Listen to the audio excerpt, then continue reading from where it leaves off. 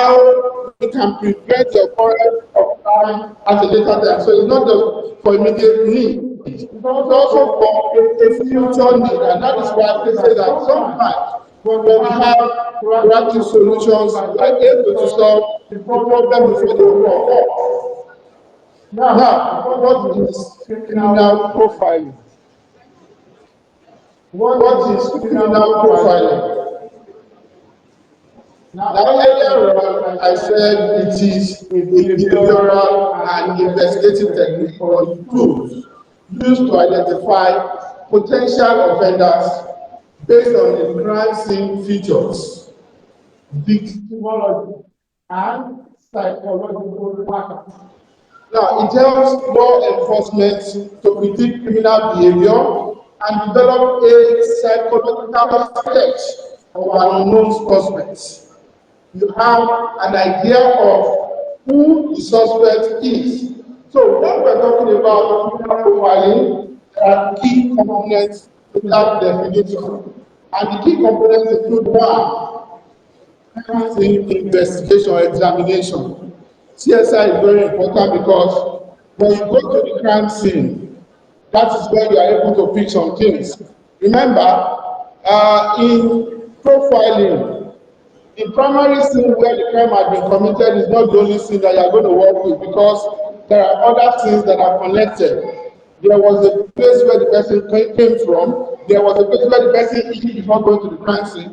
All of those are going to be put into consideration. And there was a place where he moved from before going to that place where he is. So we call that the journey to crime. So sometimes we apply the use of calculation in this. And then we also have behavioral analysis. What kind of person can do this kind of, can exhibit this kind of behavior? It's very important. And then we also look at the victimology. Who is the victim? Now, I am sure that for criminology students, we have been told that there are three categories of victims: the primary victim, the secondary victims, and then tertiary victim. The primary, those who suffered directly from the crime. The secondary, those who are present when the crime was committed. Even if they have not lost anything, they have been affected psychologically too. But those are the people that can provide evidence on the witness. And we also have the tertiary, those who hear the story later. Now, all of this, when we put them together, it makes a lot of sense. Remember, in profiling, you are not limiting your knowledge to that particular crime. Sometimes you go back in time to look for evidence from a crime that happened in the past, because you are examining the pattern from the previous crime. And then we also look at the psychological evaluation. A mind.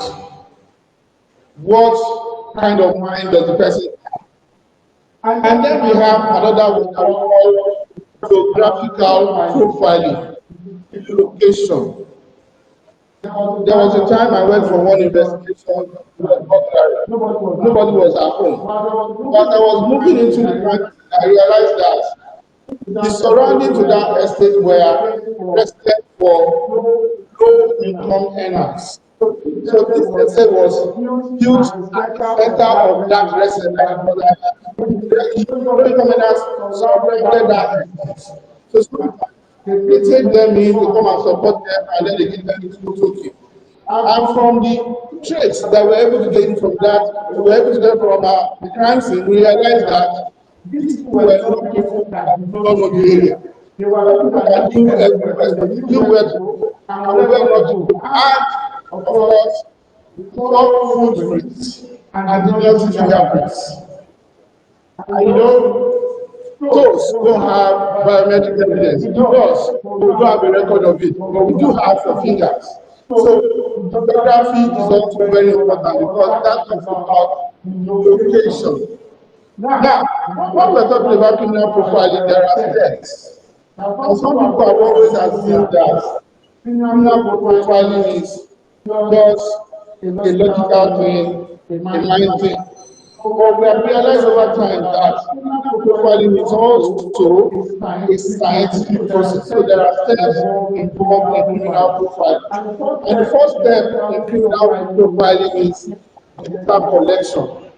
We have to collect data. And when we are collecting data, we mean that we are gathering crime scene reports. We are using autopsy findings. We are using witness statements. And we are also using some other evidence that we are able to take from the scene. We all know that even if we find liquid from the crime scene, liquid, and you can find a liquid in a place where there is dust, by seeing that a particular blood has become solid suddenly, it is that liquid that is from the body that has formed that liquid, and then from the liquid you can find the DNA, from the extra you can find the DNA, from blood you can find DNA, and when people cover several places at the crime scene, you can also find the identity. So there is no way people will not leave identity behind. And there is no way also people will know that a crime has been committed. There is no crime without a witness. Some witnesses are conscious, while some are unconscious. Because we all know our eyes can see what they do. So you may not pay attention. But when people ask you the right question, you're able to give them an idea of what to stop, even though you do not pay so much attention. The second one is pattern identification. Pattern identification. Here we are looking at how the crime had been committed. I have a lot of young people here. I want to believe that most of you watch movies. You are probably bone collector.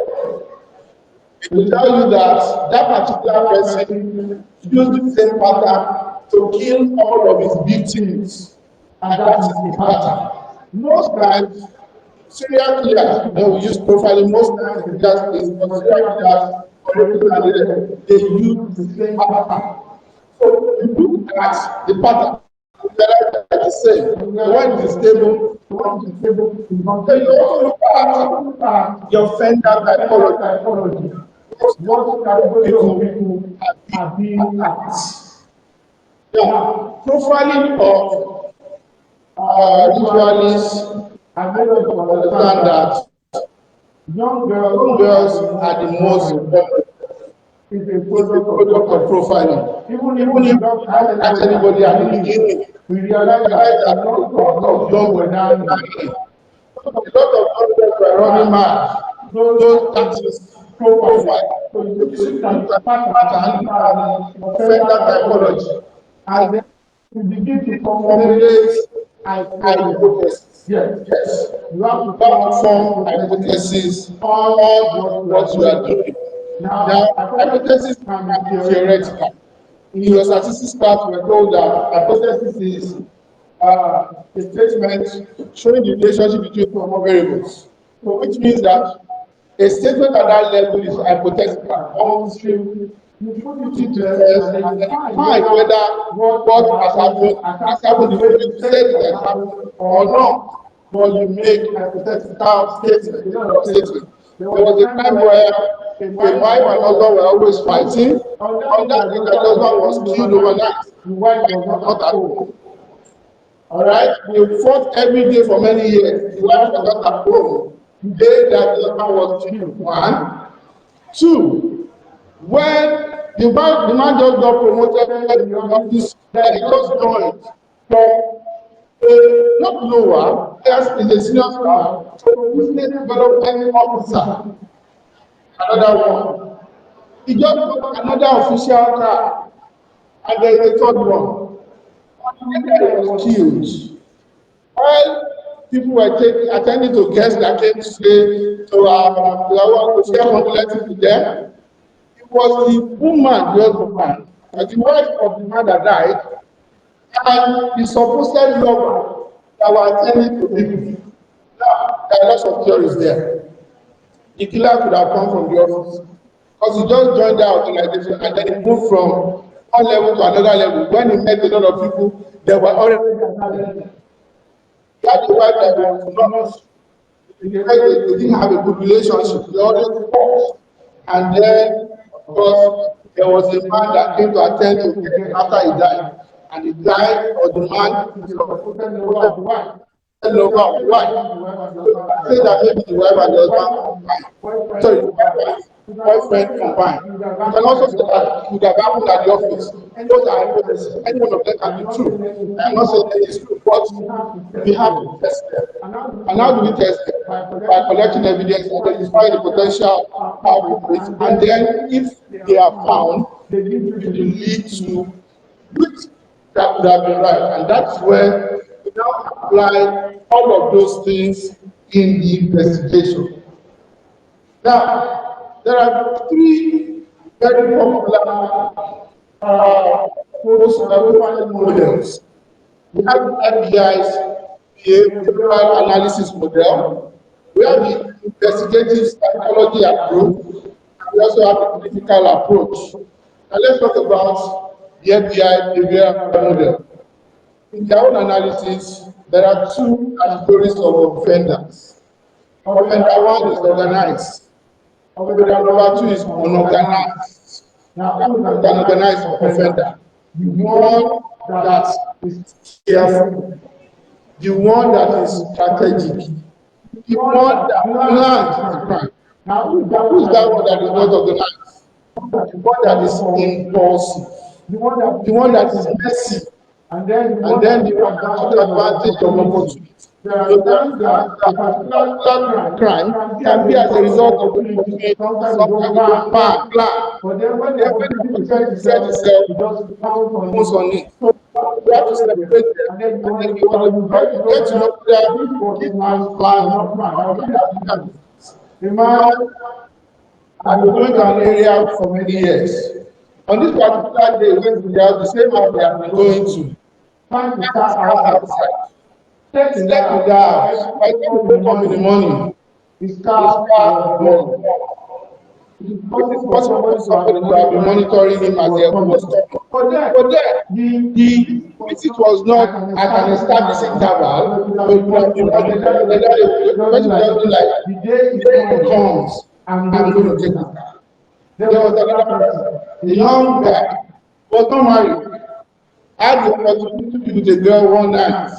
So it went, I'm getting there around 1 a.m. The security people did not put the gate for outside of the gate. And then he went to the girl's house. The next morning when he woke up to take his car was gone. The dashboard, the visitor company, every other company of the dashboard, all gone.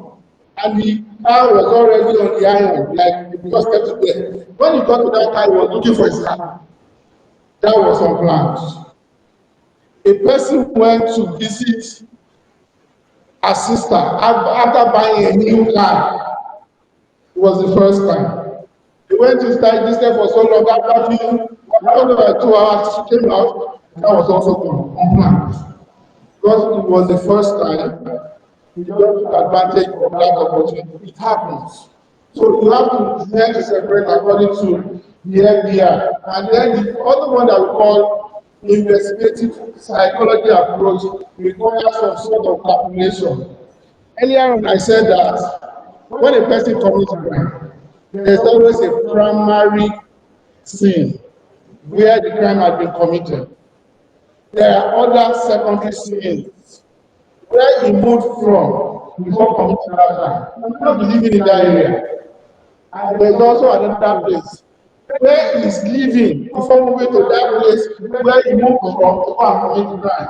The person that killed the president of America one time shot from a house. He does not even live in that house, which means there was a journey to that place before the crime was perpetrated. Am I communicating now? So most times we do a lot of calculation in this regard to identify what we call the journey to crime. And by the journey to crime, we mean from where the person resides naturally to the anchor point, where he is residing to commit that crime, to where he commit that crime. And then you are able to come up with something, and then you know that it will lead you to the truth. And then you also have the critical approach. Now this one requires the use of polygraph. You all know that what that is.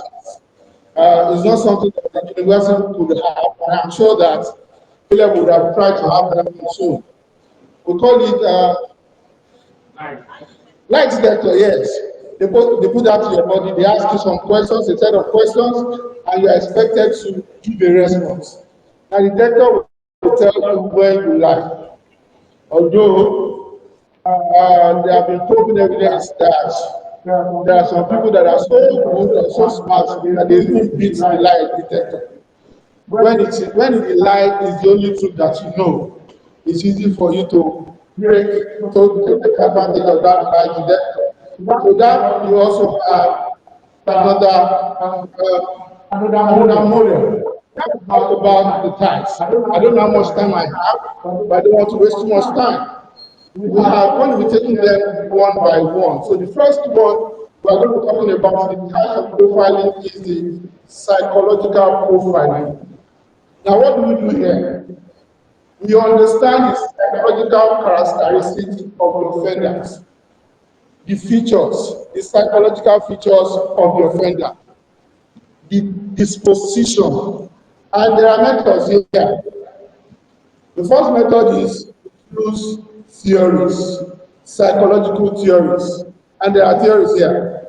Social learning theory. We also have the intelligence theory that we also call the feeble-minded theory, and then we also have another theory, the psychoanalytic theory. Now, all of that we implement here because the theory will now give an idea of who that person is. Now, we also evaluate mental disorders, personality traits, and cognitive patterns that are used by these people. And in this particular type of criminal profiling, we use them for severe killers, sexual offenders like rapists, and we also use them for terrorists. Okay? A good example of that was the man called Theodore Bundy. That's the name. Ted Bundy. If you check the movie, it's a real life situation, but there's a movie called A Conversation with the Killer. That's the title of the movie. This particular man was born in 1946. I'm not sure when he died, but was born in 1946. And this particular man was a serial killer. He will kill, he will kidnap, rape, and then kill. And he did it for many people. Ted Bundy, or his name is Robert Bundy. He was an American. Now, we also have geographical profiling. This is talking about the location, remember? And here we use spatial analysis like mapping techniques to link crime. Location of where the crime had happened, to the location where, of course, people could have come from. If you have, what's the name of this theory, ecological theory, that we call the